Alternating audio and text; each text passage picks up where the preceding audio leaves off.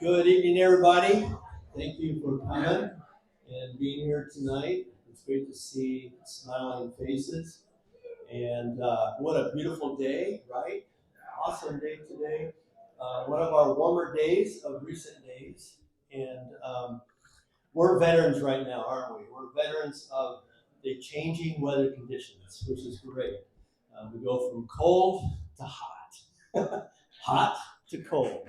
Yeah. So thankful for the springtime because you see all the growth.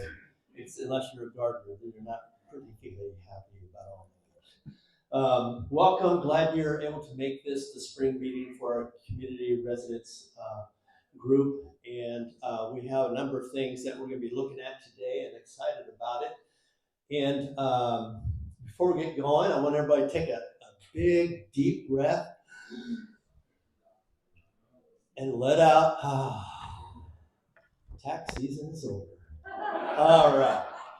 So it's a good thing to be at this juncture, to be past that for most of us. Those of us who extended it, maybe not. But it's good to be at this point, and we're looking ahead to the good things to come.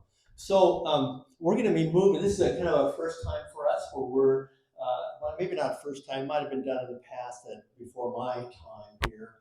But we're going to do a breakout session. It's going to be focused on the FireWise program and us taking definite steps to become certified in one segment of our community. So we'll be talking about that. That's kind of at the conclusion of our entire time. We're going from 7 to 8:15. We're going to try and block off as much time as possible to make that happen tonight. Unfortunately, Dawn Lindholm is not able to make it tonight. She has significant allergy issues, and those decided to crop up, and so she's resting at home tonight. So we'll miss her. And we generally start with a prayer. I like just to open up with a prayer and a prayer of gratitude and request for wisdom as we move along in our time together tonight. So let's bow our heads for a moment. Lord, we thank you for this day, the beauty of it, the chance to live in it. And we're thankful for so many things, whether it be friends, our homes, our skills and capacities, and the ways in which we've been blessed as people. And thank you for our neighbors. Thank you for us being here tonight. Bless us with insights tonight as we listen to one another and talk and share and make plans to move forward on the issues that are before us. Thank you in Jesus' name. Amen. Amen. So I'd like to give a number of reports tonight, and I'm going to have different individuals come up and share those reports, and then we'll move more into some of the business of the night. Okay. Secretary report first. Thank you, Ron. The Secretary's report can be viewed online, and we hope that you did that beforehand, but I will go over a summary of it, and then we'll vote on just approving that. So first thing was called to order at 7:02 by Ron, and then Don opened up in prayer, and I did the Secretary's report. I also did the Treasurer's report. I think Eric was not here that day, right? And we had, for the Treasurer's report, we ended with 827.35. Well, actually, 576.08 was what our balance was. Wait a minute. No, I'm reading the wrong thing. Sorry. It was actually 177.92. The year before, we had more. And so we had 177.92. Then we had the welcome team report by Christine and the community announcements by Ron, talking about our focus of positive communication, neighborly involvement, community support. And we have our community social media like Nextdoor and the website and Facebook, and general email questions. You can go to mhc@mounthermoncommunity.com, and one of the board members will answer you on that. And then we had events for last year, the remaining ones, Fun Day and Christmas dinner.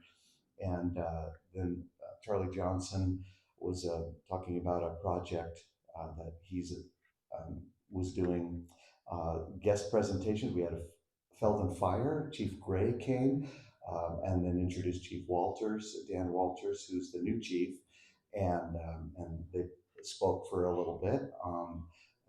Dan Walters has been for 40 years working in fire service.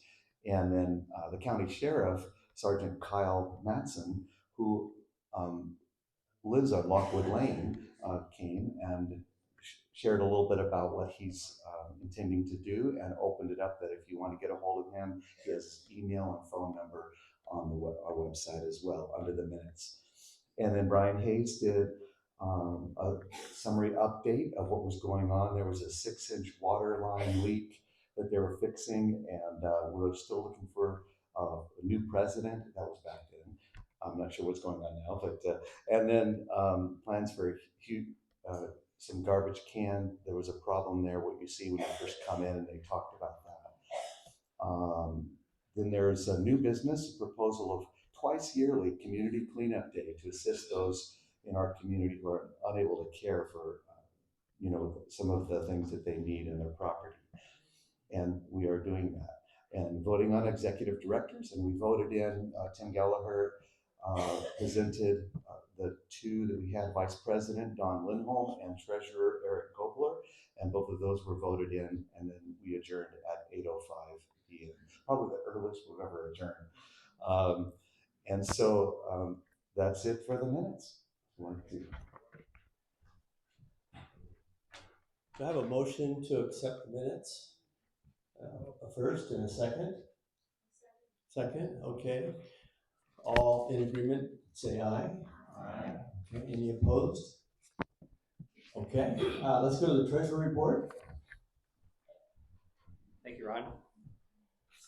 I have a very brief report. First of all, how many of you went to the Christmas dinner? There were about, 200 and, a little bit over 200 people. Of you, how many, what do you think about the silent auction that we had? Was it a thumbs up? Okay, so that's kind of the basis for this report. Reggie mentioned that we started with about $178, and after the Christmas dinner and after paying for all the Mount Hermon portion of it and a few expenses that went along with that, and as a result of the silent auction, the current post-Christmas dinner account balance is $3,150, basically. So yeah. So we're probably going to do the same thing this coming Christmas dinner. I guess we can talk about that a little bit later. But it was really an exciting thing. So now the question is what to do with the money. So we have decided that part of that money will be used for the lunches of those of you that are going to be working at Workday on Saturday. And if you have any other suggestions, just see Ron or go on the website. We're open to suggestions. This is community money. The intent is to use it to better our community. So that's the hope and the plan for this coming year. That's the report. Can we get some more details on income and expenses? On what? On the income and expenses. Can you break it down again? I wasn't intending to break it down line by line. Silent auction brought in $2,660. The Christmas dinner, as a result of our portion of that, we gained about $618. We paid on top of what Mount Hermon takes when they sell the tickets. Our portion to pay them was $1,197. There were a few expenses. Dan Dawson, who did the hosting for our website, there were a few incidental expenses, but I don't have any more detail than that, Paul. Sorry. We can put it in the minutes, though. Yeah. We can get it. You want to break that down line by line? We can break a little bit more down. I've written about 5 checks since I've been here, and they weren't very big except for the one to Mount Hermon. So, yeah. I do want to say the state of the report. The whole conclusion is the state of Mount Hermon is good, and the state of the Mount Hermon community financial situation is very good. So thank you. We like to end on a positive note. So, thank you very much, Eric. Do I have a motion to accept the treasurer's report? A motion to accept? So move, okay, yes, thank you. And a second? Thank you. And all in agreement, say aye. Any noes? All right, thank you. I'd like to ask Christine to come on up and give an update on our welcome program that we have going when people move into the area, whether they're a homeowner or a renter. We seek to find out who they are and then connect with them with gift bags and ways to say, glad you're here. So thanks, Christine. Hi everyone, I'm Christine Lindholm and I'm one of the members of the welcome team. So our program is when we hear about a new resident coming to the community, either a renter or buyer, we bring a little welcome bag that has a welcome brochure with info about Mount Hermon, how to get connected, the Facebook page, the email, has trail map, the FireWise program, and also a little goodie in there. So, and a little gift card to either the bookstore or to the coffee shop, which is super fun. So we've been doing that since January of 2023, and we've given out 21 gift bags to families so far, which is super awesome. We've had an awesome response. Everyone's been really thankful that we've connected with them and we've made some new friends along the way, so it's good. So if you know of a new resident, if you are a new resident, or if you want to join us on the welcome team, we're always happy to do that. You can connect with us, send us an email, mhc@mounthermoncommunity.com, or come up to me after. Yeah, thank you. All right. Yes, let's give an applause. Thank you, Christine. As you look at your agenda, you'll see on number 5, it's just a number of ways in which to communicate and which we will communicate with you. I'd like to draw attention to that last point there about how you can get your address, if it's not currently on our list, to make sure we have it by going to the general email list. Email the phrase, put me on the list for Mount Hermon, MHC, MountHermonCommunity.com. And that way we can get your name added. And yeah, so other things that are happening, upcoming events, this is just an informational piece to let you know what's happening on the calendar for the remainder of this year. And the first one is this coming Saturday. It's a community work day. I believe there were some community work days in the past, years ago. This one is more of a recent startup of that, and it's a way to come alongside neighbors who have find themselves unable to keep up with the pace of growth and to take care of old growth and that sort of thing. It's actually dual purpose. It helps our neighbors, but it also enhances the entire community in the sense that as we have moved into a new era of fire concerns. And that's partly why we're going to be doing the FireWise breakout tonight. It's a new reality, and we're seeking to face that and to come up with solutions to deal with that as a community. So anyway, the first one is this coming Saturday, a community work day. We have 5 homes that we're going to, and we'll be doing a wide variety of things to just sharpen up the home and get rid of a lot of what would be eventually fire producing type things, and just clean up. And we have, I don't know how many volunteers, at least 12 that I'm aware of. It might be as many as 15 or 16. And we're going to be meeting here from 9 to 1 and then dispersing and coming back for lunch.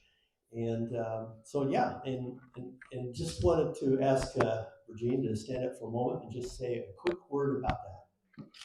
Well, I just wanted to say as a community, thank you so much for supporting it, because each of the 5 homes that I've been to, that I've just been going and, figuring out what has been needed, has, I have gotten so much appreciation. I was been called an agent. They are so appreciative. They are so.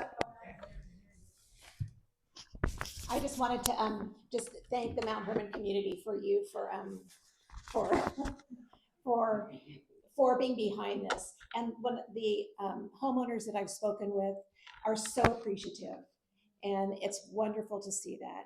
And also, all the volunteers that are signed up and are all organized for all these tasks are so excited and looking forward to it. And I just going and finding out the needs have been called in angels. So what a joy. On Saturday, there's going to be a lot of angels on those property to those people. So it's going to be pretty angelic with the saws and the loppers and so appreciative. So thank you. And I'm going to leave a sign up there for those of you that might be interested for coming up September to volunteer, to add to the volunteer base. And then you check volunteer or requesting help if you would like, feel that you would like some help with some cleanup around your property for September. And also for the rest of you, the community here, if you know of some individuals that could use some help and maybe your encouragement to feel comfortable asking for help, let us know. So sign up on the way out if you'd like to, for either of those. Thank you, Regine. Appreciate that. All right. So we'd like to move now to have the Mount Hermon Association give us some input on a couple of things here. The first thing is to be the summer pass. We're going to do the summer pass first and cover that. And so we have two young women to share with us about that tonight, Alan McBride and Emma Anderson, and they're going to share about what's coming this summer. It's a very positive, uplifting report for us. Awesome. Hello, my name is Allie. I am the recreation manager here. So I oversee all of rec, aquatics, and team building. I spend my time over in the adventure center. So that's where you can find both of us. But yeah, we're super stoked to have the community pass this summer, and we're super excited to offer even more things than we did last summer as well. So as in years previous, we have just kind of the basic package that you can sign up for free. And that one will get you access to the field house, which includes the basketball gym and the game room, and then also the field area outside, and then you can go and see speakers.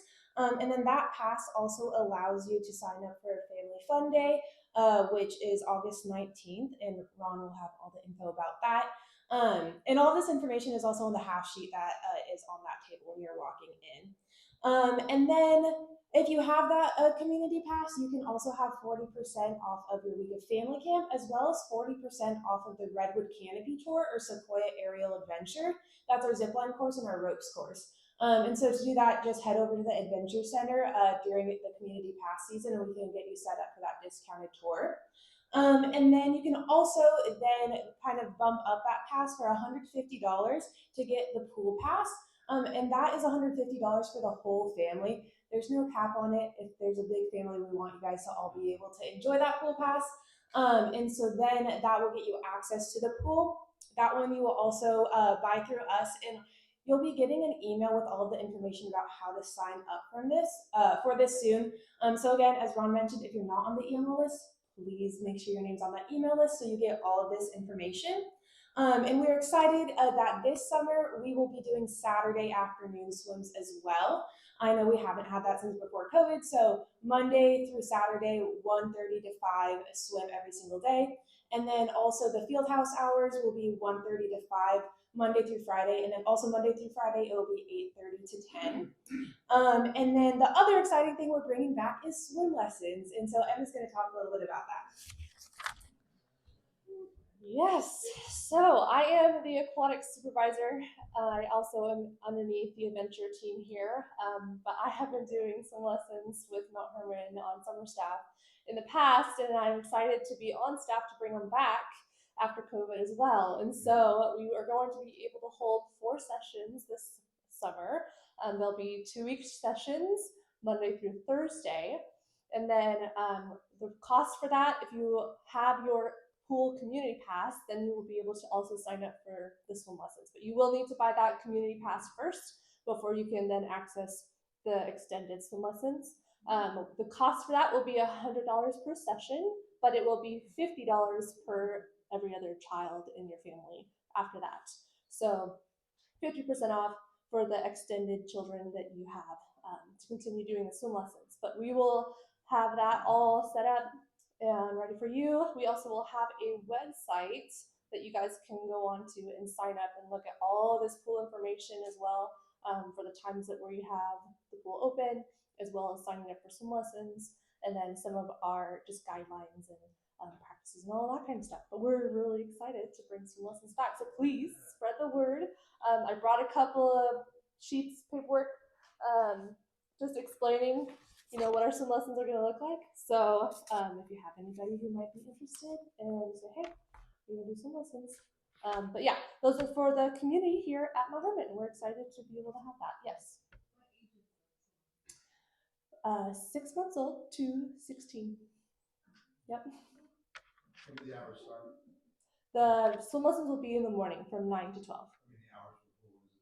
Oh, that'll all be online, but like Ali said, the open swim is Monday through Saturday, 1 through 5. I think it starts the first week of camp, which I believe is June 12th. Is the first week. And we will be hanging around for a little bit so we can answer all of your questions after a couple more people get up to talk. So find us after you guys break out to your sessions, and we'll be around to answer more questions.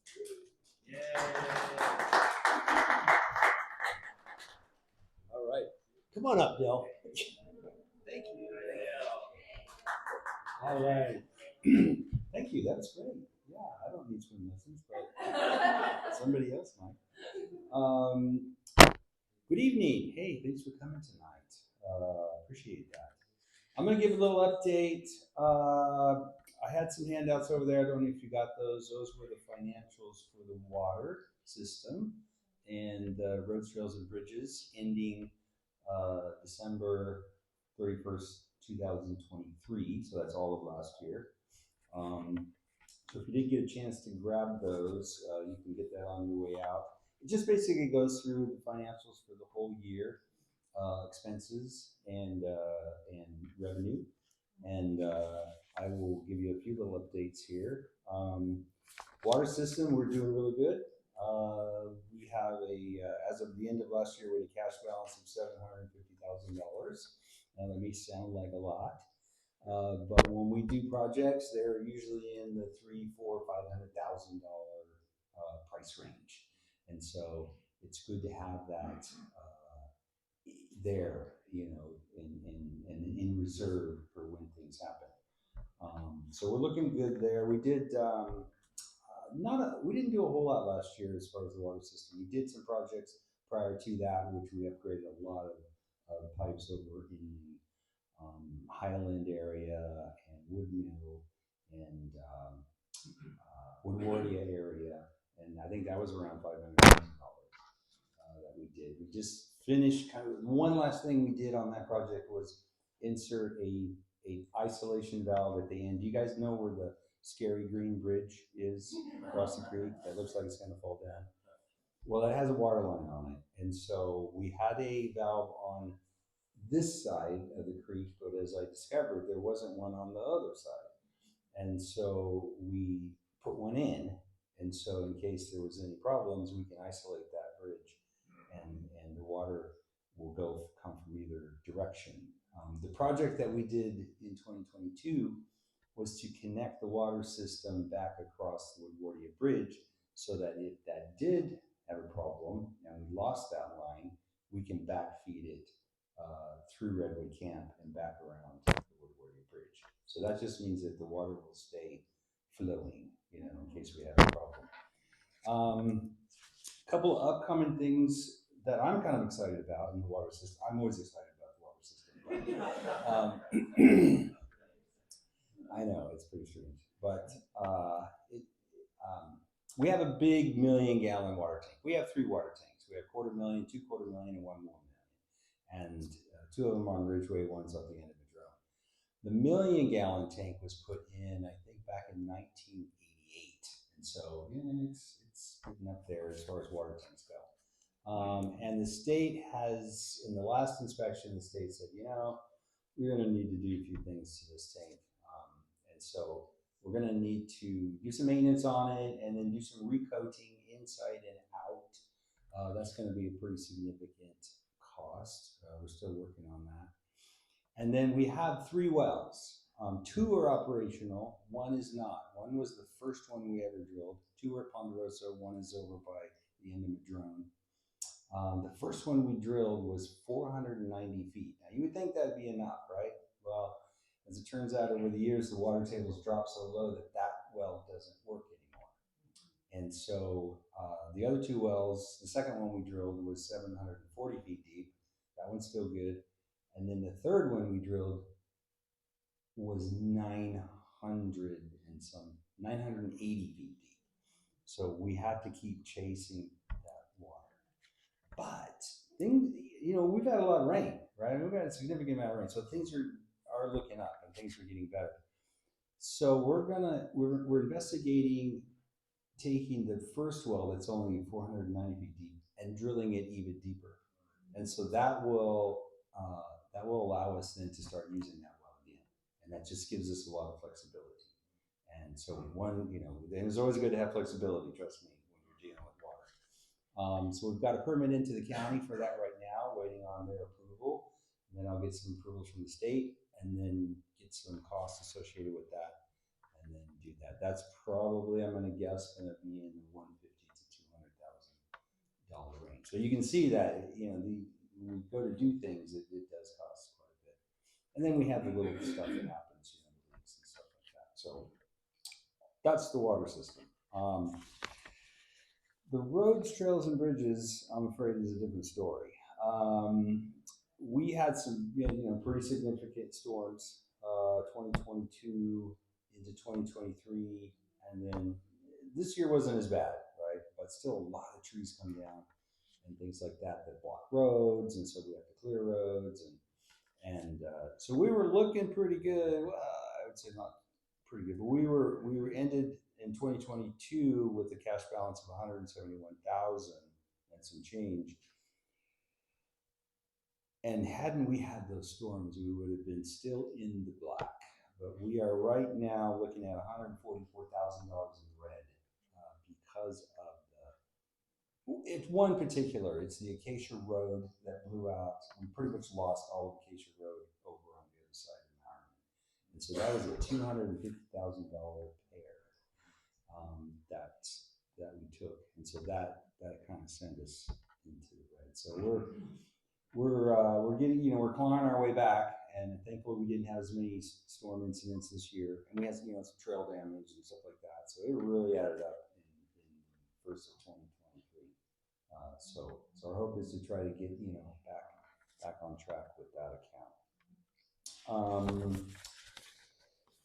I don't have a lot of projects planned in that area because again, we are running a deficit in that account. So nothing major. We'll still keep up on all the potholes and things and stuff as we can, and try to do those kind of things. But no major projects planned for that. Let's see. I did want to make a comment though on when they talked about the community passes and the things you can do and can't do, and where you can go and can't go. I just want to remind you, and I'll be putting out a letter to the community, that Ponderosa and Redwood are still off limits. Those are closed campuses, and so there's really no reason that you can go in and out of Ponderosa or Redwood unless you were a guest and part of a program there. And we have to do that, because of the age of the people, the children, the guests that are at Redwood and Ponderosa. And Redwood is an outdoor science school during the school year, and so that has to be protected. So just a reminder that those two campuses are really out of bounds. Now, I know a lot of people like to walk, up to Ponderosa and around, and it's okay. There are ways to get around Ponderosa. There's a road up if you go up to the end of Ridgeway, and then there's what we call Fire Break Road that gets you around. And then if you're walking up Buckeye and you pass the sewer treatment plant, there's a little trail that goes up to the right, and that'll take you to the ridge, and that kind of skirts the outside of Ponderosa, and it kind of drops you off right there at the entrance. And then if you want to go over to Henry Cow or whatever, so there are ways to get around Ponderosa. I know it's not as convenient, but just for the sake of the guests that are there, and you never know when there's going to be a guest group there. It could be midweek, could be weekends, always on the weekends. it's just, they've rented that space, that's their space for the weekend or the time they're there.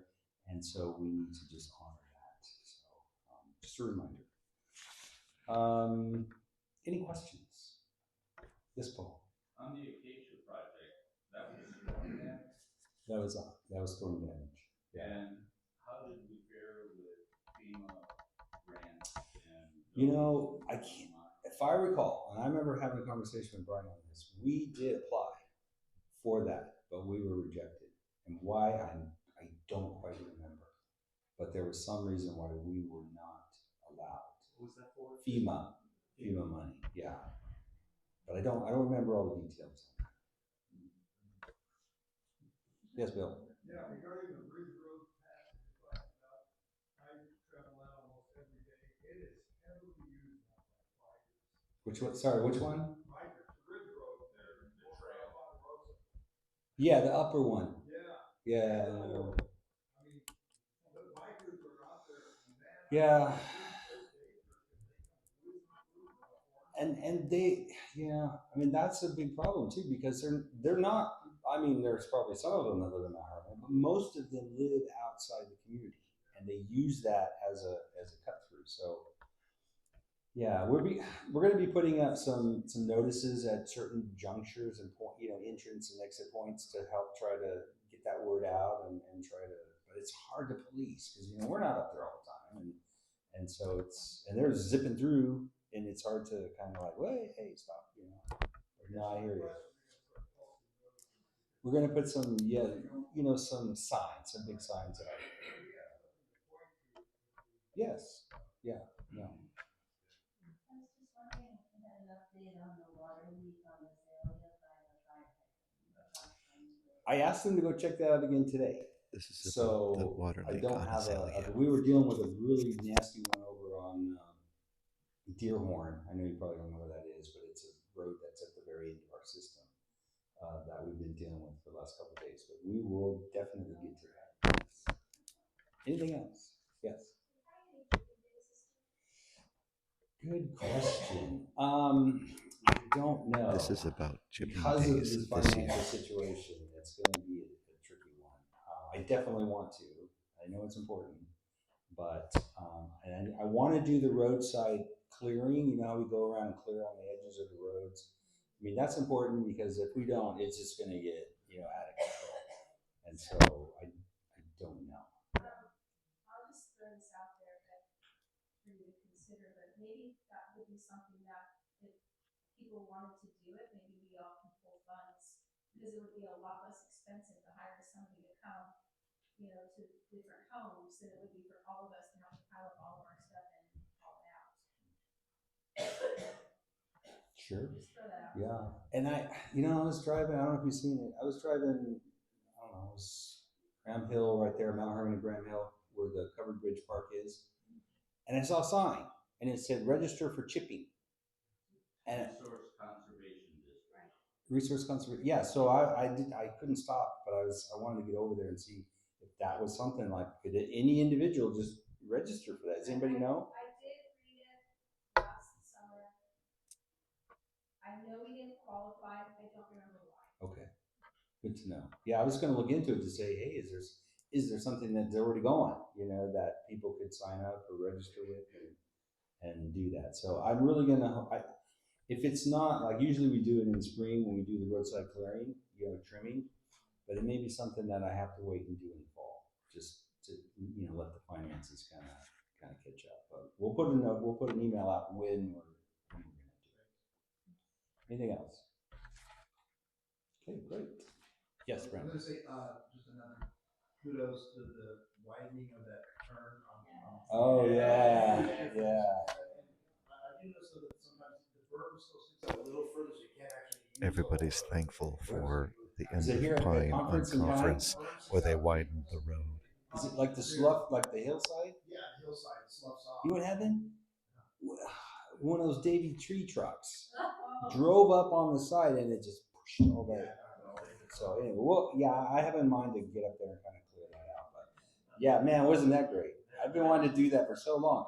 And Eric Gobler is the one.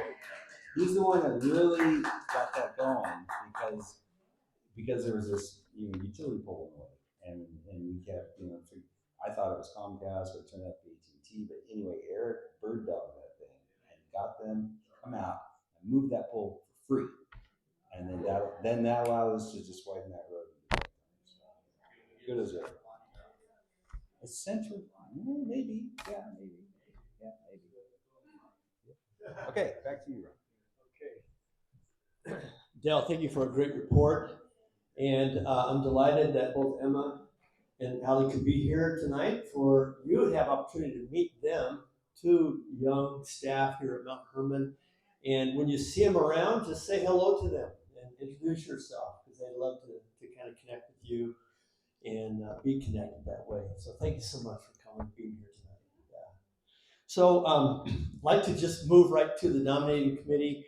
The nominating committee was appointed back in the fall of 2021 to be a committee to screen those who are considered for the executive team here for the community.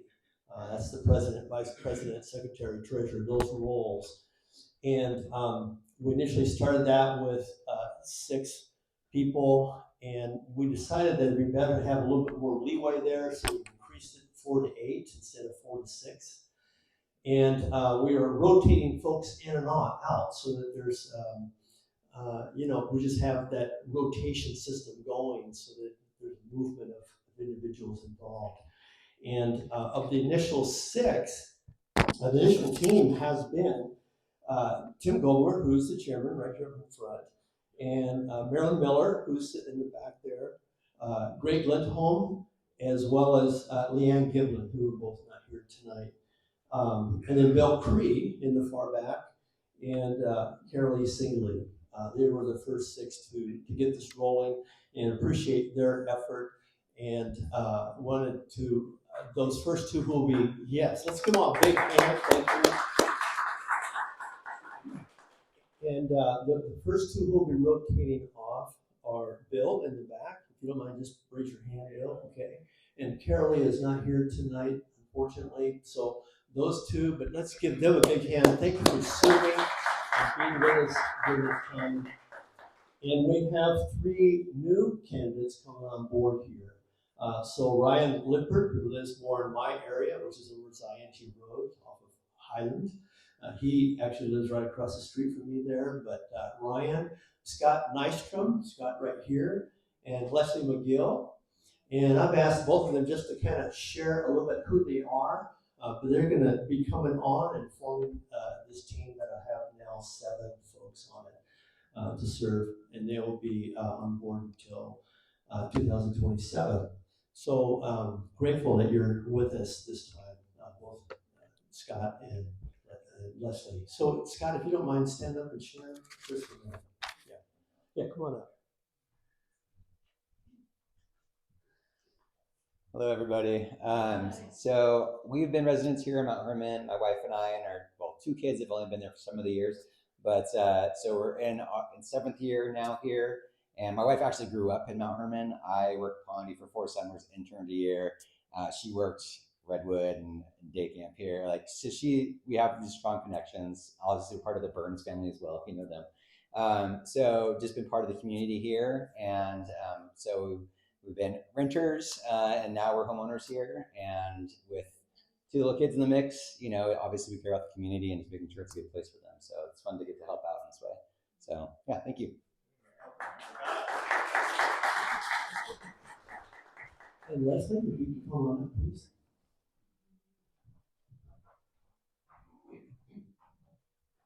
Hi, I'm Leslie McGill. I'm actually decently new to Mount Hermon. I've lived here, it'll be 2 years in August. We left our home in Sacramento. My son and daughter-in-law bought the properties at 7 and 9 Pine about 3 years ago, and they rented 7 Pine.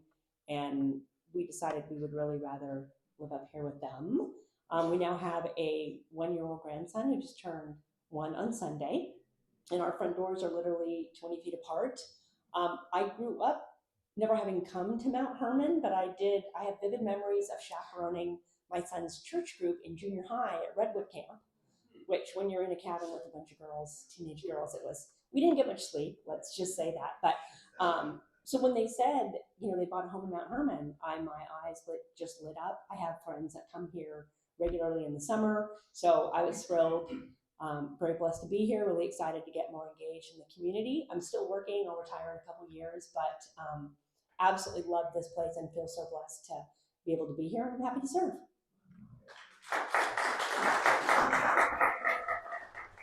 Thank you, Leslie. And now, Leslie, that was a sacrifice, I know, coming down the road with camp, because if anyone knows about road camp, you came during the time there were no bathrooms inside the cabin. So it was get up at 2 o'clock in the morning, go down to the bathroom in the dark. Be sure you have your flashlight and maybe a coat, who knows, especially in the wintertime. But anyway, thank you for sharing that part.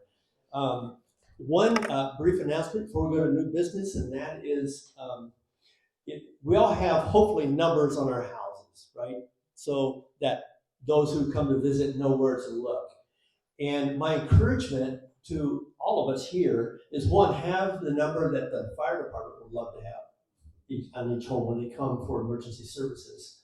And you can, Dan's going to be coming up here and talk, maybe mention that too, Dan. But also just make sure the numbers are large enough to be seen. And visible, very visible for your particular location.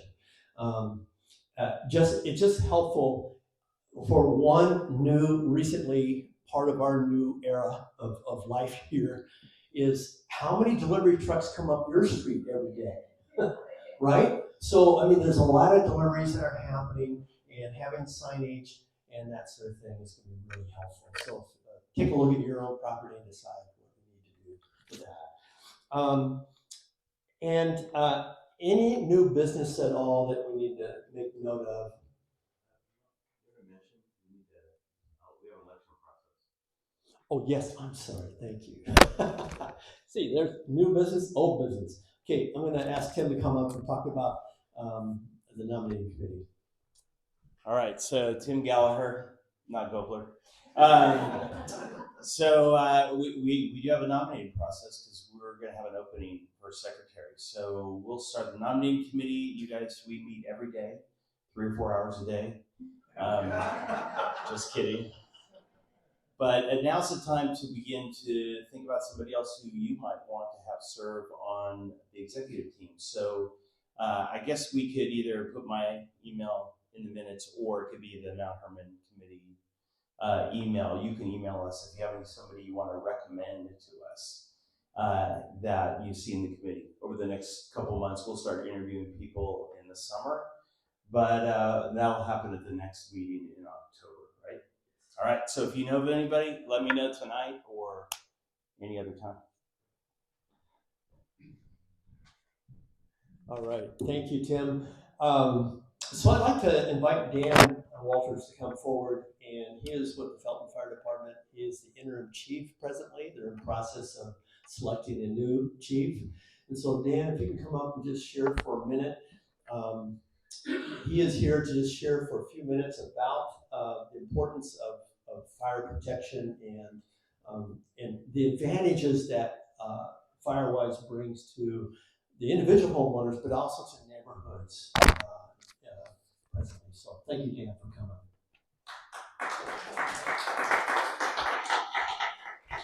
Good evening, everyone. Thanks for allowing me to come up here. And if you don't mind, in addition to FireWise, I'd just like to do a quick little pulse check on your fire department and let you know how we're doing. Last year, our last fiscal year, we ran just under 1,000 calls, 953 calls to be accurate. And most people don't realize that your volunteer fire department is that busy. And we actually are. And if we go way back in time, when I first became a volunteer, we used to run about 200 calls, and that was about 40 years ago. So it's been a steady increase over time.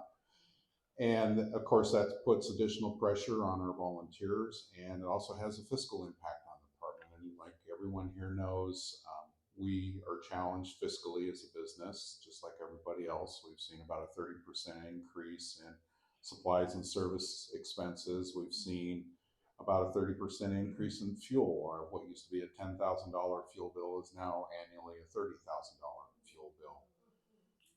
So it adds up very quickly, and of course the cost of labor goes up. We do have some paid people on staff, and the cost of fire engines have gone up 500%. What we used to buy for in the neighborhood around $200,000 now costs us $900,000, and it's a 3-year wait list. So they're almost out of date by the time we accept delivery. Unfortunately, the way technology evolves, that tends to be the case.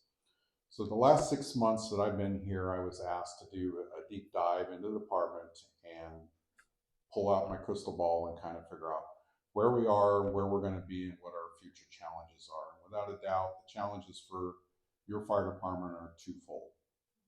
One, I'll call wear and tear, and that's on your volunteers. We have 21 on staff, 7 that actually live here. The rest live outside the area, and we've had to bring on outside area volunteers because we just are not getting enough local residents to volunteer. This started during COVID. We started doing shifts where the out of area volunteers who wanted to get experience and perhaps pursue a career in the fire service come, work an overnight shift, and then go home in the morning and head off to work, hopefully without running too many calls during the night. We run an average of 3 to 9 calls per day. And you know, we can go 2 or 3 days with 0 calls, and then the next day we'll have 9 or 10 calls. So you never know when it's going to happen. That's wear and tear on those people, obviously.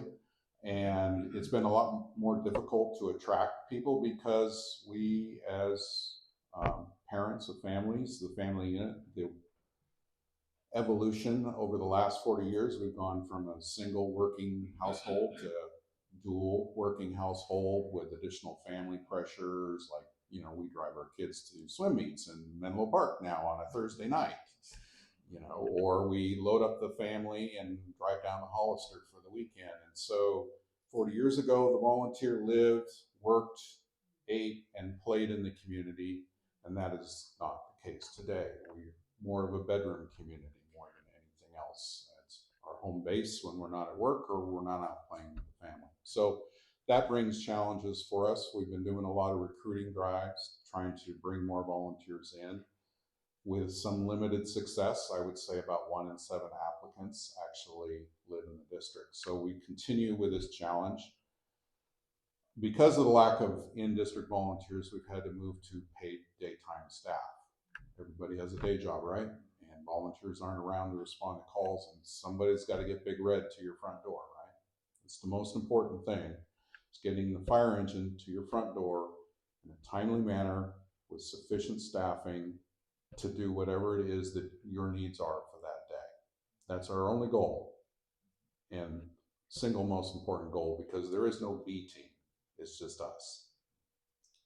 So we had to move to a paid volunteer combination model during the day. This, of course, put additional financial pressures on the fire district to the point now where our $1.2 million budget, which is limited by Prop 13 to 2% increases per year, and obviously that's not keeping up with today's inflation and trends and everything else, has now put us into a budget deficit. Starting next year, we will be in the red to the tune of about $300,000. And most of that is due to payroll expenses, which is absolutely necessary if we're going to get the fire department to your door. So in the last couple of months, we've been working with some of the neighboring fire departments who are also feeling additional pressures. It's not just us. Zayani is also in the red. Ben Lomond's doing okay. Boulder Creek is doing okay, but just okay. Most of your volunteer fire departments that had the Prop 13 cap put on are struggling nowadays. You've seen Branson 40 go down. You've seen the last 4 tax measures to raise funds for fire departments go down in defeat, sometimes by a few votes, sometimes by a pretty substantial standard.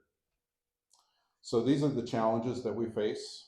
It's an educational challenge for us to educate you, and one of the reasons why I enjoy coming to these meetings and sharing this, because, you know, everybody just expects us to be there, and that's our job.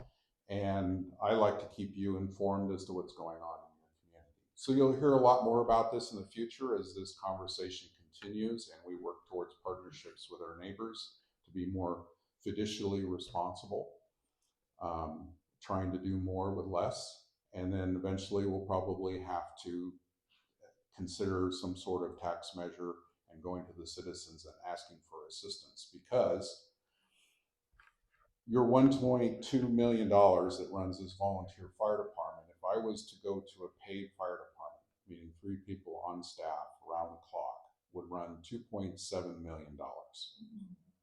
That's just 3 people. That's not the chief, that's not the admin staff, that's not the maintenance staff, that's not the support staff. So you can see it gets very expensive very quickly. And we simply can't afford that as a community. So it's important that we maintain the volunteer fire department as best we can and that we adapt to the challenges as our community adapts. A couple other things I'd like to talk about is the insurance crisis that is going on.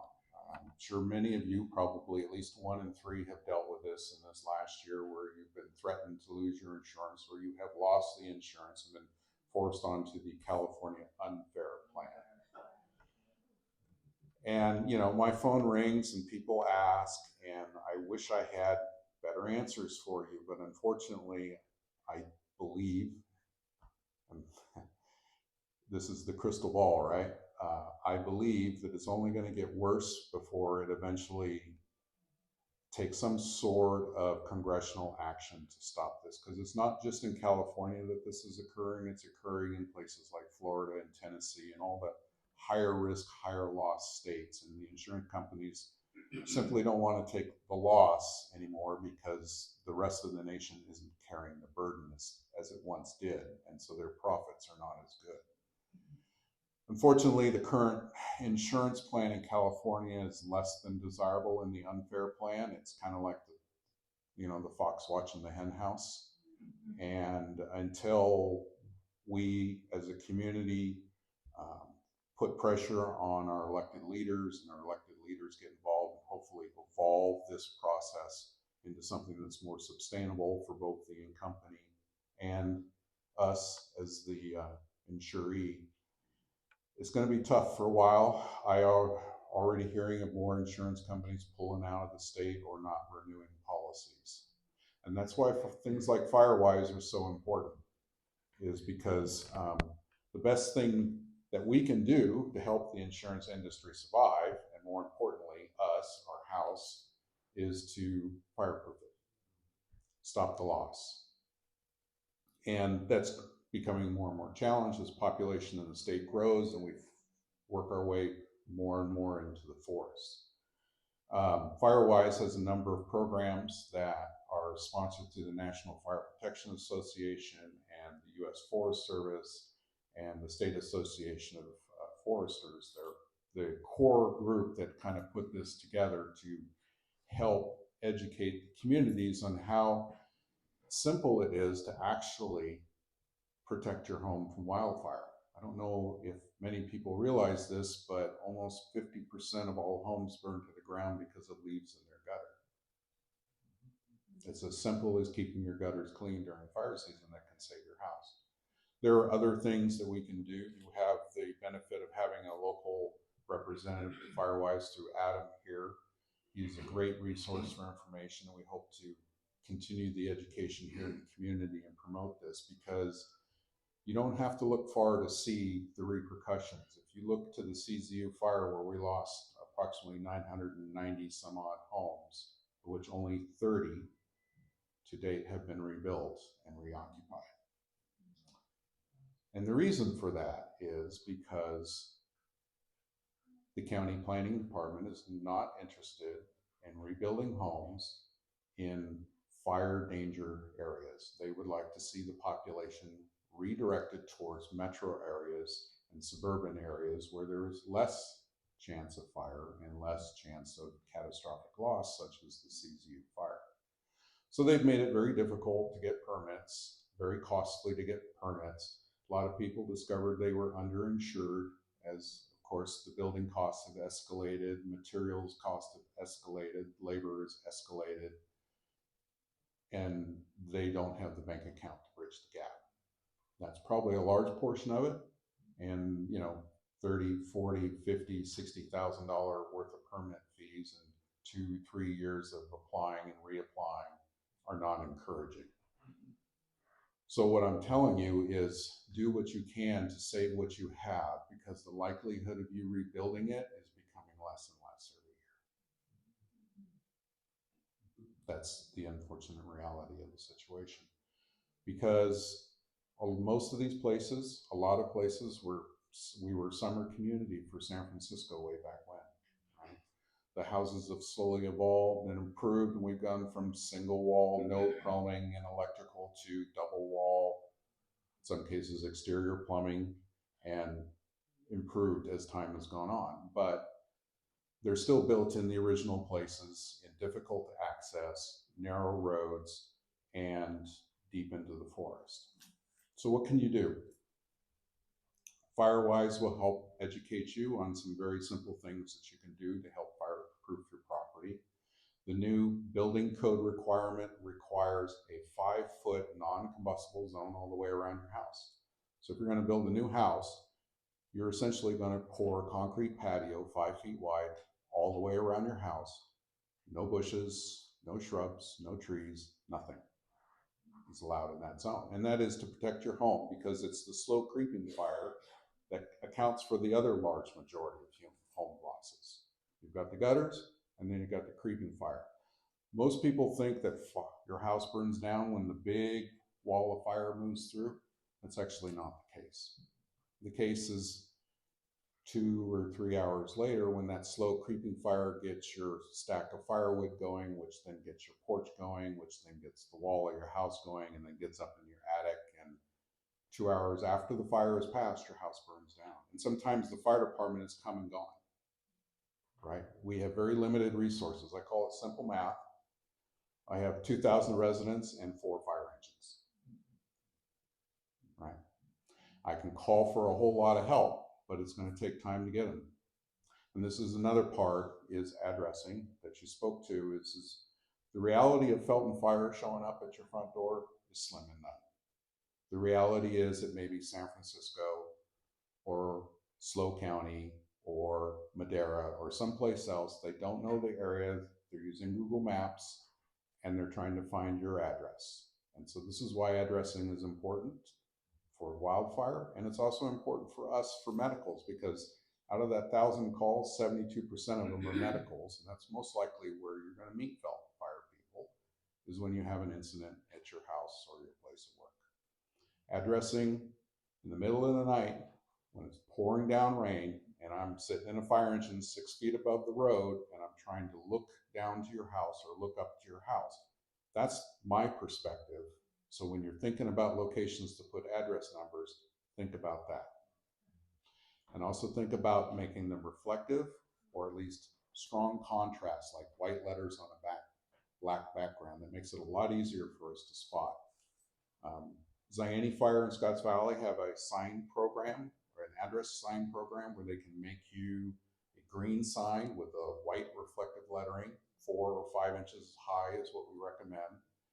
And it costs you $20. And it helps support the volunteer fire department. So there's some avenues there.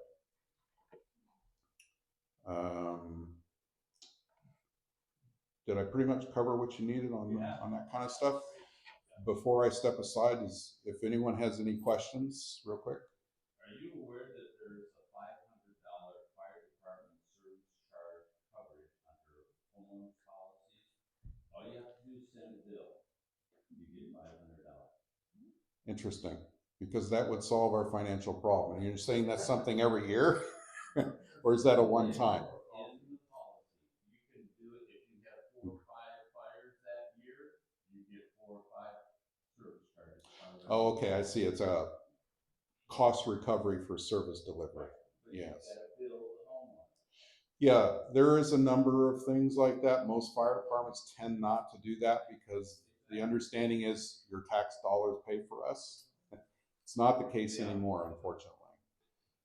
But thank you for that. You know, it's not a tax fee, it's not a property fee thing, it's a fee. Right. You call it a fee, it doesn't have to fall under that Great, thank you.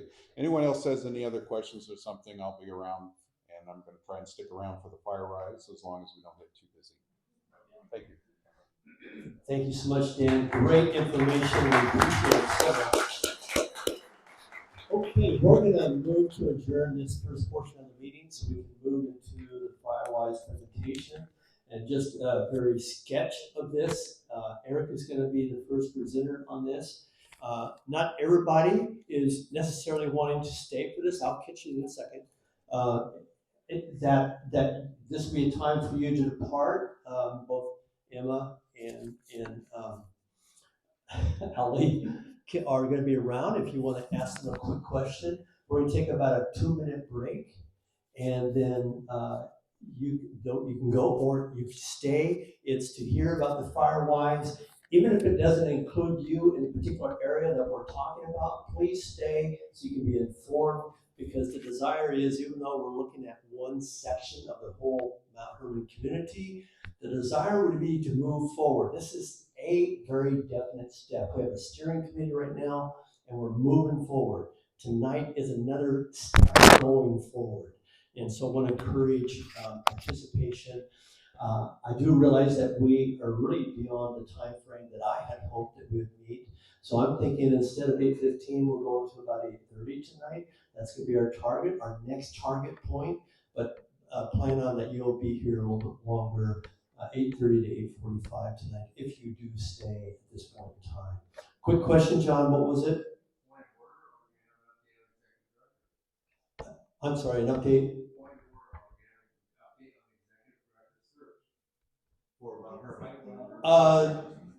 Executive director search. No, there is no update on that. Not that I know of, unless, yeah. Anybody else have a question? Okay, I move that we adjourn. Thank you very much for coming tonight. And if you can stay, please do. And we'll be presenting in about 2 minutes. We'll call it back in about 2 minutes. Good, great introduction.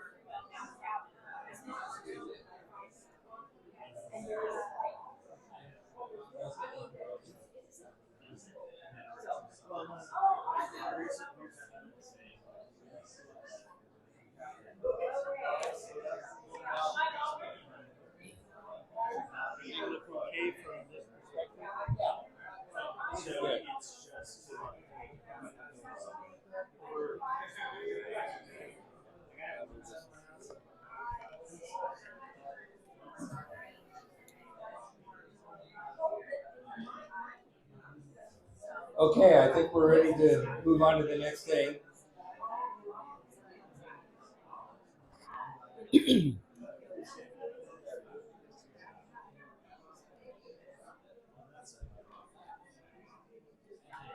I would encourage you to move forward if you could, because we're gonna look at these maps a little bit tonight.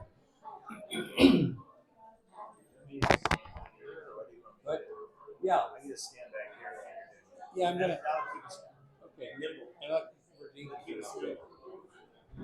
And I'm gonna just. Yeah. Okay. If you can have a seat again, I would encourage you to move forward because we're going to talk about these maps a little bit. Yeah, come on up.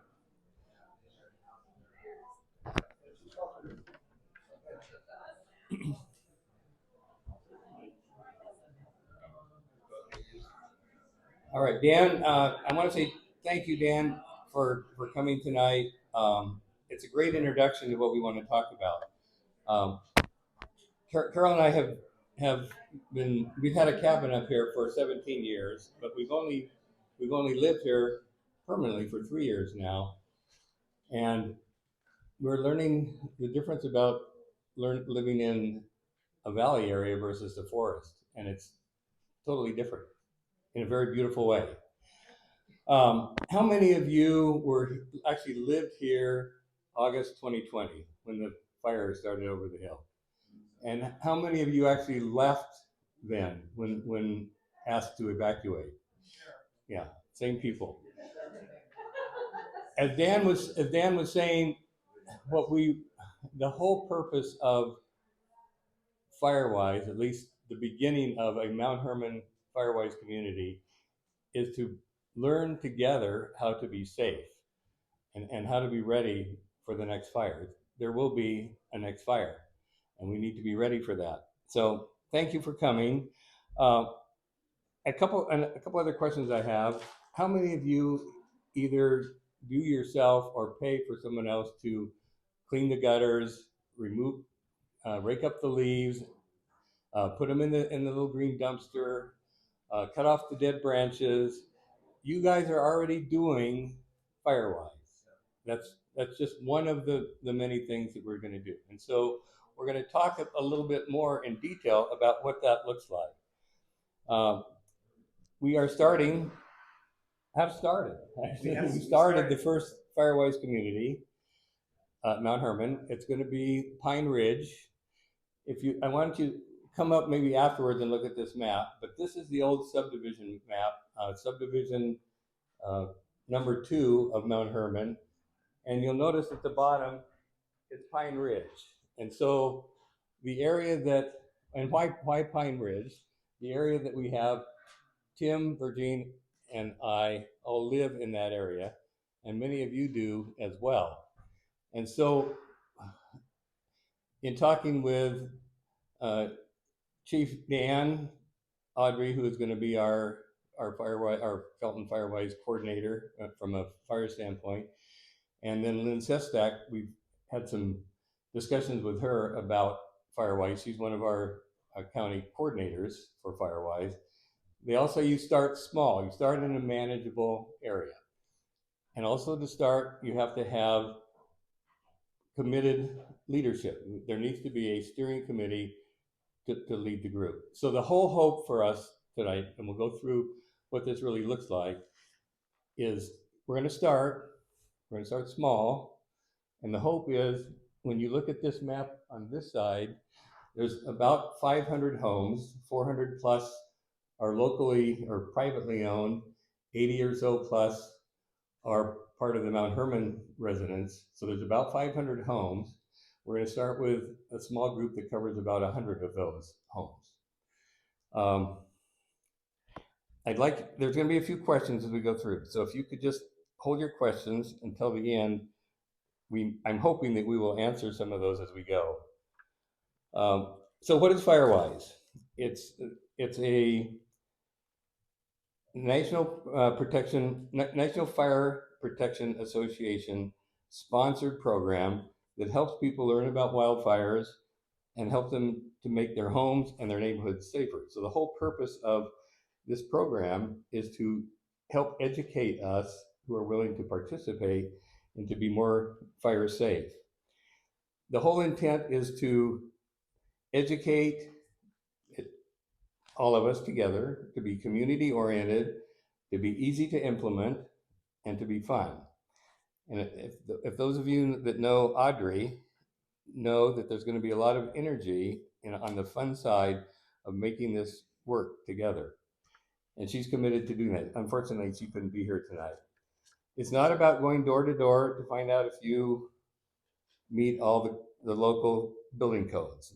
We don't care about that. The idea is to learn how to make our areas safer. And it's about learning how to do that together. You're going to learn tonight, there's several steps to becoming a FireWise community, and Virginia's going to go over those steps. But first, Tim is going to cover what the benefits of FireWise are. Yeah, I think a lot of people, when we're first talking about this, are thinking, oh my gosh, they're going to come report on us and we have to cut everything down. And really looking at FireWise, Audrey again told us how fun this was going to be. And I said we should make shirts that say FireWise, it's fun. I don't know what that means really, but I guess the first benefit is about being in community. The great thing about Mount Hermon is community. And it's looking and caring for our neighbors and looking at our risk and how we can support each other in our community. So that's why we have broken up into 3 different areas so we can all kind of help each other do this. Number 2 is about education. I think learning about wildfires and what can be done in advance to minimize risk and to make homes and properties safe. And the great thing about having Audrey, you're gonna hear some things from Virginia about what we're gonna be doing in the next couple months that are gonna be fun and great ways for neighborhoods to celebrate and come learn more about fire safety. Number 3, just the opportunity to have community and personal home assessment. You can work with fire officials they can come to your house and take a look and see what you could do or what we could do as communities. Number 4, I think, is readiness, taking actions and implementing measures in advance to better protect ourselves, our property, and our neighbors. Plus, again, helping the firefighters who come to our homes to make sure that they feel safe and they know how to fight a fire if it's happening in our home. 5th is insurance discounts, reduction of 10% or more in insurance costs with certain carriers, the unfair plan, with the California Fair Plan. And then again, just how this is a great thing to bring our community together as a big Mount Hermon community. So I think those are some of the things that we thought would be the benefit for us to work together. Eric? Okay. Yeah, I want to just mention real quickly about insurance. When we first insured the cabin, we had State Farm. When we started when we tore the cabin down and built a house, State Farm said, we're not going to insure you any longer. But our State Farm agent said, we can find you another carrier. And they did. That lasted 1 year. So last year we lost our fire insurance and we now are part of the unfair plan. And we're looking forward to that 10% or so benefit. Many of us are going to be in that same boat, I'm afraid. It's coming soon, if you aren't already. So what steps have the 3 of us taken to start the first committee? Step 1 really is organization. So, and I say this to the rest of the community, the key is going to be starting with a group of people that are interested in organizing. And so that's what the 3 of us have agreed to do together. To make this a little bit better or easier on us, we've taken, so if maybe when we get done, we'll look at the map, but if you look at, this is all of Mount Hermon community, the 500 homes. So we've taken the area from Conference Drive and Pine Avenue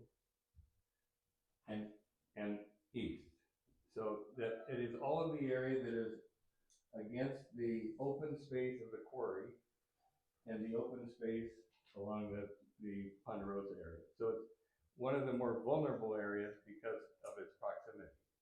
It's also an area that's manageable, and with the 3 of us, we then divided that into 3 groups. The Redwood Springs area, which is Azalea. Woohoo! that would be Tim. The Pine Avenue area, which includes the Pine Lane, I guess is that area, and then the Ridge area, which is Madrone and Ridgeway. So it's all one community, but we're dividing it into 3 parts to make it a little bit more manageable. And so, Virginia's going to talk about one of our steps, the risk assessment. But so that's one of the things that we have done. I want to explain a little bit about the difference between active between an active member and an inactive member. So once we define the area, everybody that has property in that area is a member. So what, and you're only a member once we get to the completing the process, which means filing all the papers at the end, and there's a stepwise process for us to do that. And I will be filling out and completing all of the application papers when we get to that point. The hope is that we will complete that about the beginning or middle of June. So once that happens, whoever lives in that area will be a FireWise community member. The active member, we're going to ask you to sign up so that we have a way to communicate with you, you'll be getting an email right away, probably with our video. There's a couple videos that we need to watch individually. You'll be getting that by email very, very shortly. So there will be a sign up for that.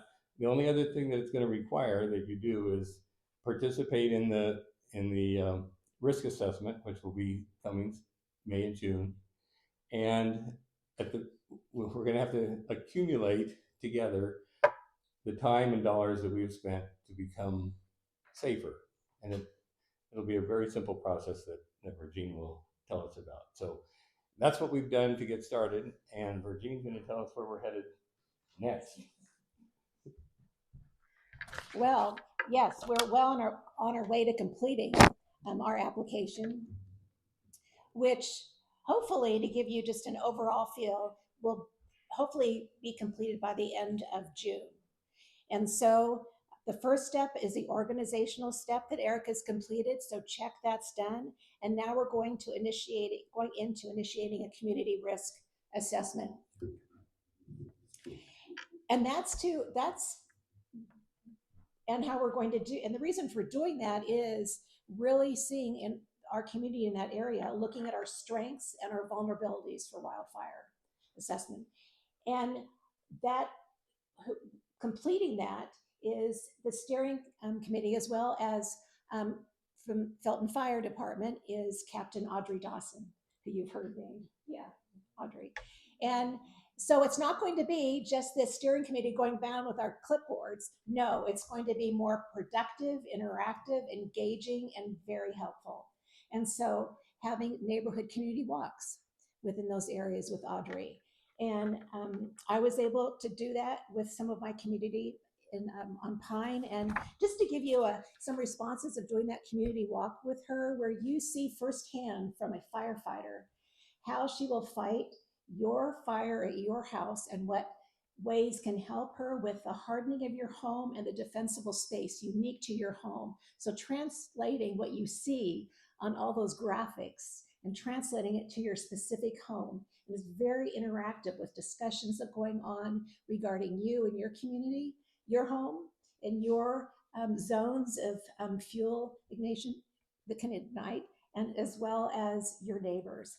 So some responses from that day is, thanks so much for organizing. You are right, Captain Dawson. This is all in caps from text I received. Knowledgeable and support, so helpful. Looking forward to more events and building a stronger community. Thanks for all the hard work for us neighbors. Thank you, Audrey, also for being willing to spend time with us, giving us helpful advice. Very informative tour, helpful, caps, much appreciated. Looking forward to future gatherings.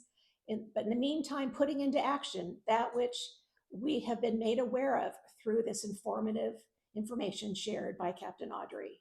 And talking about the passion, and thanks for it all. We will all be doing all the majority of things recommended. And it's very practical because it's looking at and helping you prioritize with a firefighter what things to do first practically, what things when you go to make some changes in your home to guide you in those kinds of materials. Extremely, extremely practical.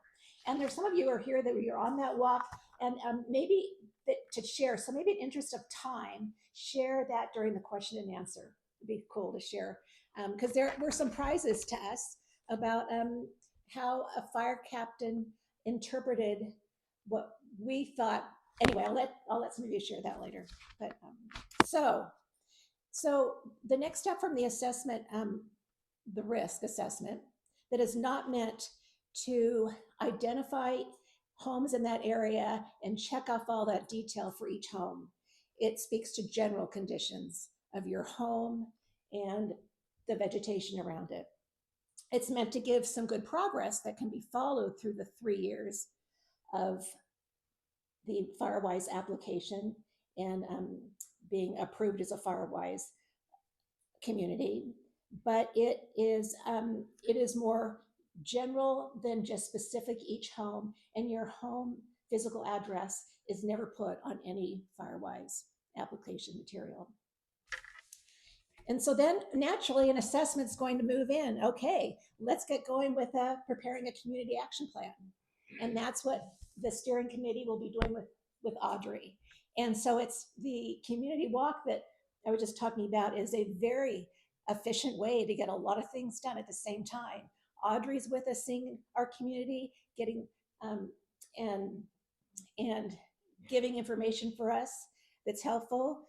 That will be time that you can use that you spent as some hours that you did as a FireWise community volunteer.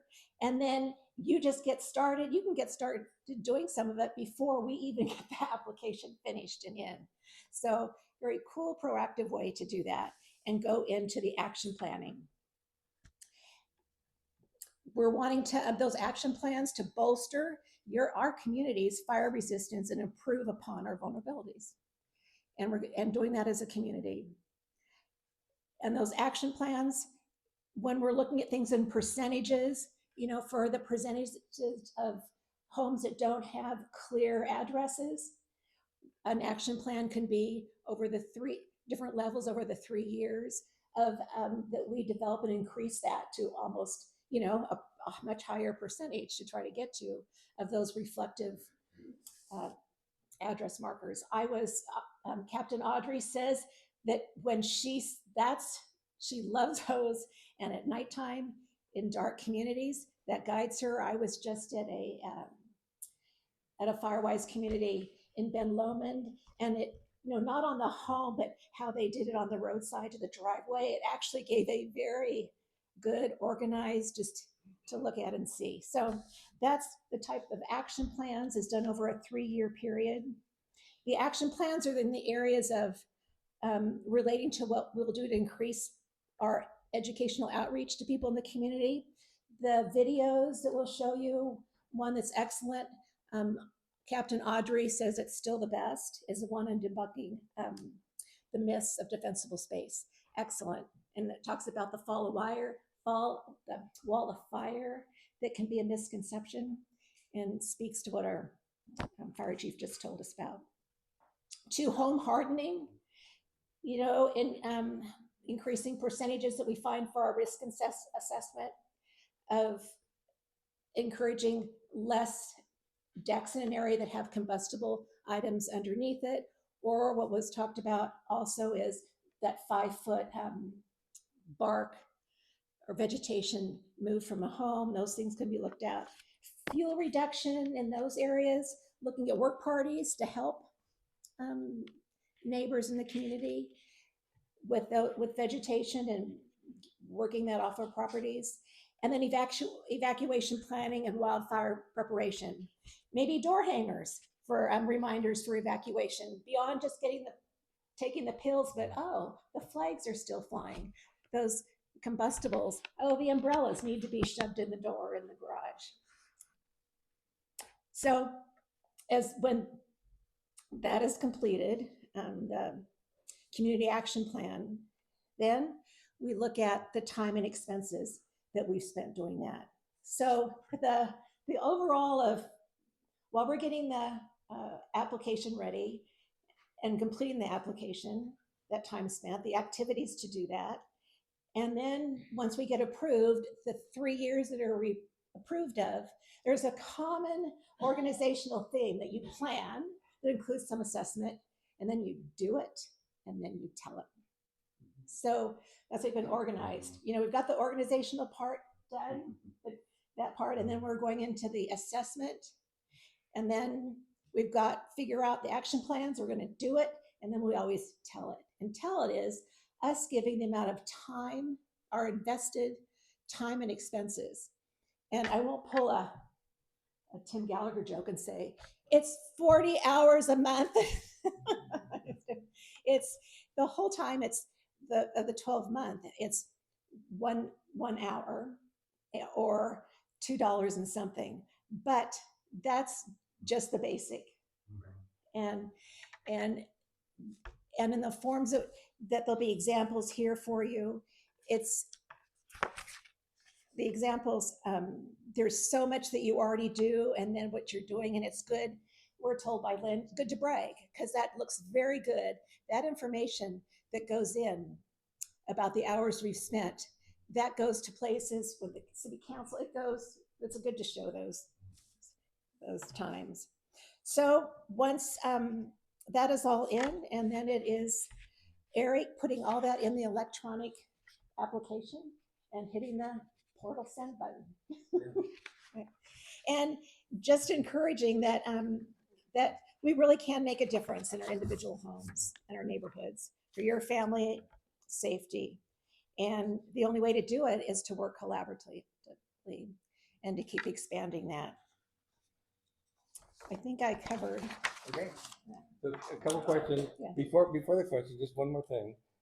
We have 2 sign-up sheets up here. So this is the only place that your contact information is going to go. It's going to be for us to get information to you. So one sign-up sheet is for the Pine Ridge community.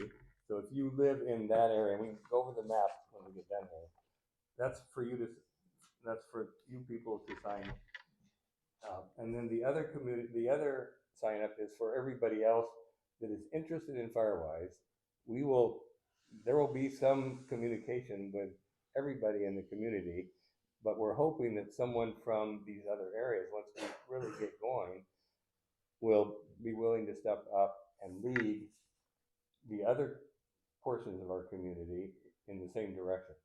The hope for our whole community, or the hope is that Mount Hermon community will be FireWise in totality, not just one group. We're just going to start with one And small there were area. two things I forgot, but in conjunction with that, yes, because there is power in being connected, and there's power to provide with support for Mount Hermon Association and just other things. But one thing is, I don't think I said that the community neighborhood walks with Captain Audrey, we're going to be starting those in June into July. So there'll be opportunities to sign up for that. And then up here are really helpful sheets of types of things of your activities that count toward your do it hours.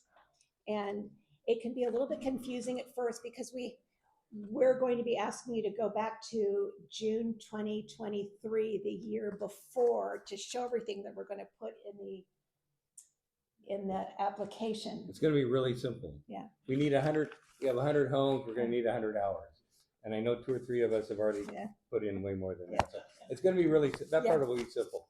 So Lynn always tells it to brag. So the 3 sections that you guys have divided the Pine Ridge community into is a total of 100 homes, is that correct? It's about So roughly. what if we invested $2,000 of the money that we have $3,000 of and get every single house a sign?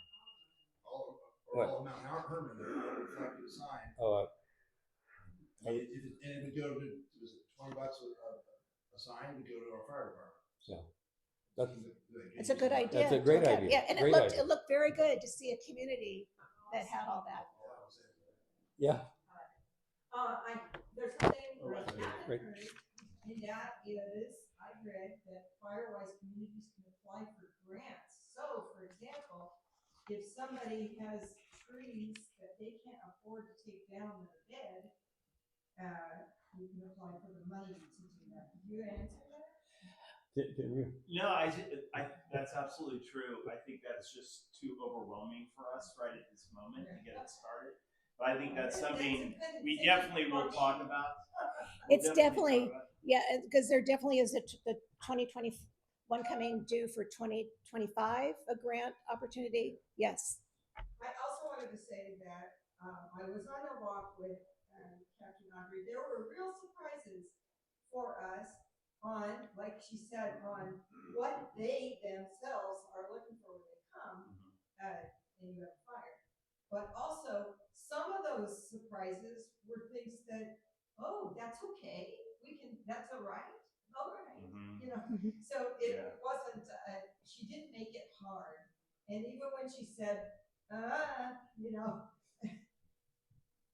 she, with all grace, you know, The first thing, one of the first things you're going to get from us is a link to the video. It's myths about defensible space.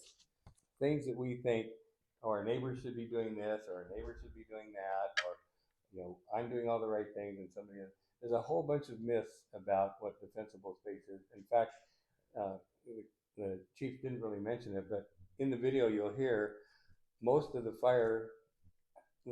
houses that burn from fires are from embers that land on the roof. And he mentioned cleaning the gutters, but it's not from people being too close together. It's from embers landing on your roof during the 90-some%. 90%. It's extremely, video. Yeah, we've seen them, right? We've seen them. Are there other questions? Can we start passing those around now? So. Pardon? The signups? Oh, yeah. Yeah. Behind you, Paul, there's one hand up. One of, actually, the one that's I think the myths about the defensible space is on your agenda for today at the bottom. It is. Yeah, it is. The link to it is on the agenda, right at the bottom. And that could, right, no, so it's not, so it's. Okay, we'll email, if you're on our list, we'll email it. Yeah. And then it could be put on the. Brandon, we don't have you on the list yet, so. Yeah, yeah. On the Mount Hermon community web, the site, it could be. Yeah, they're in our group. Paul? I did a CAL FIRE self-assessment. It took me almost an hour to fill it out. It's online. I can give you the precise link. You can get a jump on this and get a little reality check of yourself. They go through 5 sections, starting with defensible space and what's your roof made out of and all these other kinds of things. And they will send you a response summarizing where you need help. I think it's going to give us a leg up when we do a walk around, and you'll actually have something in hand to start with. Can you, if you'll send it to us, we'll make sure that it gets out. And those are supposedly being used for some insurance. Yeah. Yeah. Pardon? Thank you for doing all Well, this work. Yeah, appreciate it. I hope we know.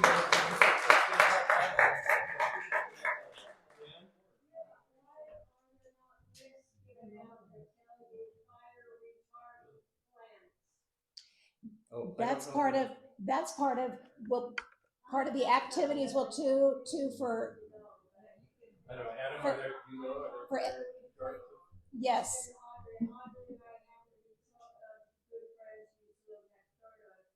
so when I called up about something, she said, well, you have it good because you have ivy going up the front of your hill. Get rid of the cotton picket weeds.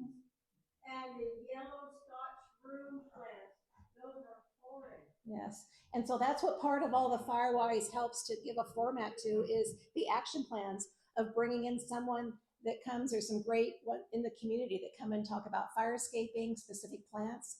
So that will be for times to have those types of speakers, as well as getting more print material out for you for fire escaping in those sites. Another question?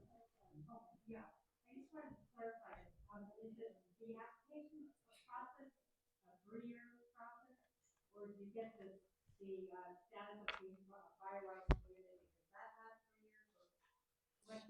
years? The application doesn't take that long. We're clipping along fast, but the application gives we're due it for 3 years. And the steering committee does a renew of it each year, but it's we will put together the 3-year plan as soon as we get the risk assessment. And then my neighbor we both wanted to know, we did on the website, any plans to move on over there? if all it takes is to begin is somebody interested to find 8 homes close to you and people that want to work with you, and we can help you with those plans. If you're not contingent and located close to like our group, you can you get those interested, anybody can start a group, 8 people. Adam?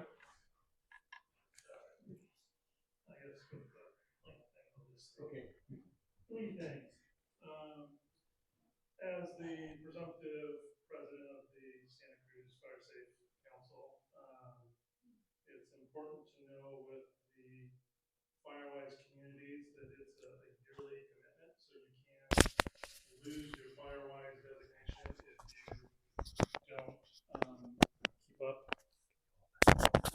Sure. You can lose your FireWise designation if you don't keep up with your community plan and have all your homes recertify each year. It's not a one and done type of thing. It's a yearly commitment. It is a minimal commitment, like Virginie said, at an hour, but we really should be putting in more time than that.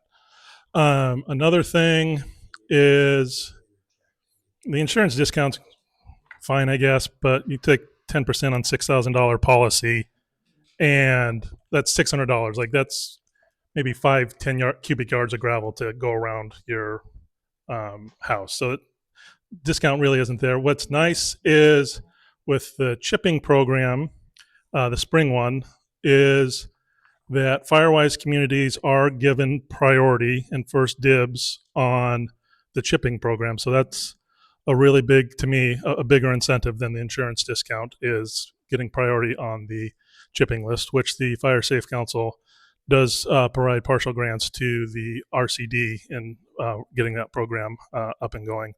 Then the third thing with the firescaping landscape is everything can burn. There's things that are less flammable than others. Fire Safe Marin is kind of the gold standard as far as fire safe councils are concerned. They have a pretty good section on firescaping. You guys are going to be getting a postcard from me in a few weeks anyway, so I might as well just plug it now. The Fire Safe Council is putting on a wildfire resilience summit, and that is June 6th from 2 to 6 p.m. We will be having a presenter do a firescaping presentation as part of that. Thanks, Adam, for that last too, because I caught that and I was having a hard time finding it again. So. Yep. Just to confirm, once you're going to move out of that green zone after this gets going, you go to home, is that correct? You're going to move across Mount Hermon to other zones. No. Other people will. Oh, okay. Yeah. The idea is. So we're going to be drawn into you. Well, we want to show you that, show you that this can be done. Right. In hopes that, and we're willing to help any other groups that want to be leaders. So, okay. Yeah. So, just an FYI, Fire Chief Ray, after a meeting like this a year ago, I called him. He was proactive, came out and went around. Simple, okay? You can do what Paul did. You can do this. You can do what Adam's talking about. We have to do something. Sacramento doesn't give a damn about you. It will never give a damn about you. I'm sorry to say this. And they're going to do their best to make sure that this doesn't get corrected. So we have to correct it ourselves with this program, Adams, what Paul's done, what I did with Chief Gray. Take action. So can I just add one thing? Yeah, to encourage everybody that you can go and have those, your own personal people, fire individuals or programs come to your home. So do that. You might still want to do that after Audrey, but it's an addition to trying to do some of the. I'd like to interject here real briefly because I know that some folks are going to need to be going, and we can have questions that go for an extended period of time. Some of the questions will be related specifically to what has been raised tonight, but I think other questions are going beyond the parameter of what we intended. So if you have a question and you want that asked, please remain afterwards and come on up and talk to Eric or Regina or Tim. and get that answer. The main thing is, if you've been pricked to move forward, then sign that page around and become part of this particular team and begin moving in the direction that's been proposed. So we're going to break at this point, and if you want to stay, stay, but if not, bye, and have a great night. Thank you guys.